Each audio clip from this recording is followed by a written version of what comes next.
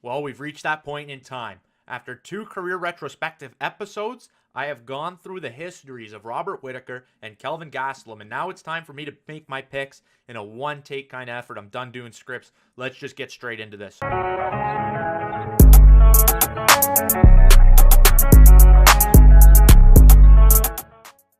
Now, both of these guys, I have to say, from doing a complete retrospective on their careers, looking back, I must say they've had almost identical paths to where they are now. We saw Whittaker debut at welterweight and make the move up to middleweight after having a little limited success against some of the top guys like Stephen Wonderboy Thompson. And the same was true for Kelvin Gastelum. Kelvin Gastelum had a little more trouble missing weight, but he'd still lose to Tyron Woodley, who had one of the closest fights ever with Stephen Wonderboy Thompson in that draw. Beat him the second time, but still, they've had that identical. They had that fight that clicked in their mind. It's time to move up to middleweight. And then they've gone through almost identical guys to get to the position where they are. Most notably, we have Jacare Souza, who I tried to point out in both the retrospectives that there was that similarity there. And I think that describes so much about what this fight is. It's two guys almost split directly down the middle. Now, I think the consensus is leaning the way of Robert Whittaker. Now, I understand why. Whittaker has had more success at middleweight, in my opinion. He's riding, I think it is a 7-fight win streak. Gastelum isn't riding that win streak. He lost to Chris Weidman. Weidman went on to lose to Jacare Souza, so it was just a crazy situation. Gastelum rocked Weidman, however, and we haven't seen Whittaker fight Weidman. I think Weidman would give Whittaker the same issues that Weidman gave Gastelum, such as taking him down, tapping him out, using submission, stuff like that. And I think Weidman is a stronger middleweight than those two guys. With that said, let's move on to the two things we can discuss. We have grappling and we have striking. Let's start with grappling. If I'm trying to give somebody the advantage, because that's the object of a prediction, is to give somebody an advantage somewhere so that you can predict the fight. In the grappling area, I would probably give the fight to Gastelum if this was just 100% grappling. I think Gastelum is better with submissions. I think he has better wrestling. That is yet to be seen. We don't really see Whittaker go to the ground. However, we've seen it with Kelvin Gastelum. He has a lot of rear naked choke finishes, stuff like that. I don't think Whittaker even has a submission victory on his career. So there's that. And then add that to the point where I think that Gastelum is a little bit of a stronger middleweight. He didn't have he had trouble cutting to welterweight, whereas Whittaker cut to middleweight perfectly fine. Where that growth has taken them, I think that if Gastelum tries to get this fight to the ground, he'll have the advantage there. But I don't think that grappling is going to have as much of an impact on the fight as striking will. So let's get straight into striking. Who do I think has the striking advantage in just the same measurement as I just gave you guys? I'm going to give it to you guys the same exact way I'm giving it to Robert Whittaker.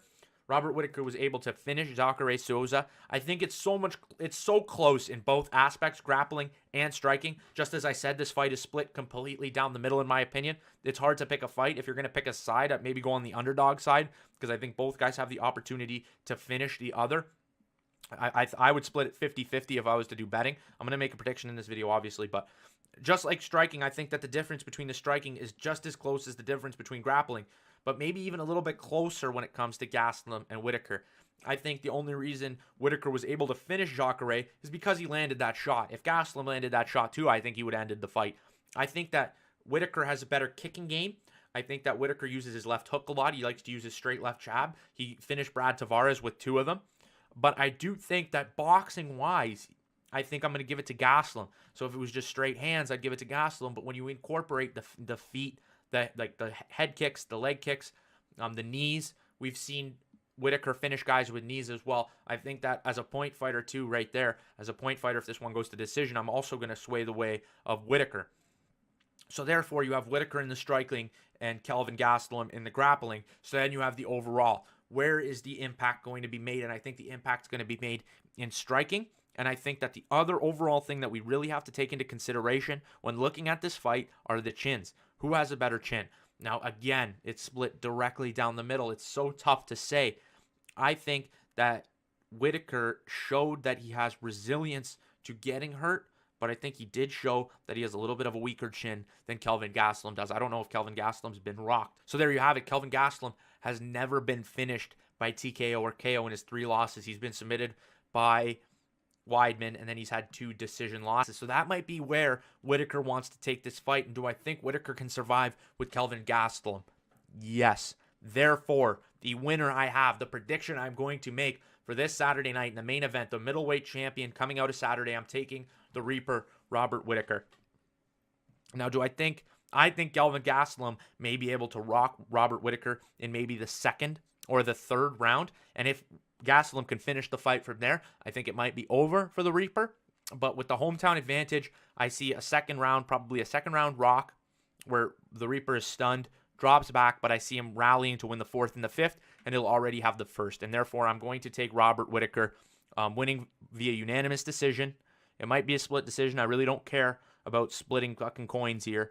I'm taking Robert Whittaker via decision. I think Whittaker's going to come in looking for the decision. I think he's going to be fighting on points. I think he's going to be conserving energy. I think that the rocking, he's going to get rocked. He's going to get stunned. I think that's going to wake him up a bit, and I think he's going to pull out the victory. Obviously, this one is super close to call. I would probably split the odds right down the middle. I don't know what Vegas is doing, but if I was to bet on it, I'd probably pick the underdog, because if Gastelum stuns you, he could probably finish you. He could probably finish Whittaker just as much as Whittaker can take this fight to a decision. But if I'm going to make a prediction, if you have a gun to my head and I have to pick a winner, I'm taking Robert Whittaker, and I would love to know your guys' thoughts in the comment section below. As for this video, today we will also be releasing an Israel Adesanya career retrospective, so you can look forward to that. And then we will also be streaming the fights, not the fights, we'll be streaming a fight companion to the fights in the description below at the channel JFT Live if you guys want to watch us there.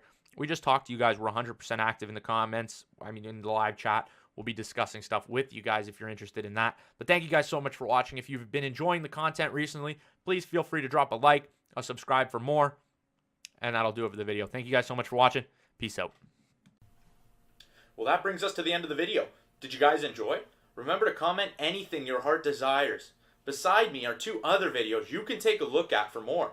And you probably can't see my face right now, but click the logo to subscribe for more daily gaming, MMA, and overall sports content. Cheers, beauties.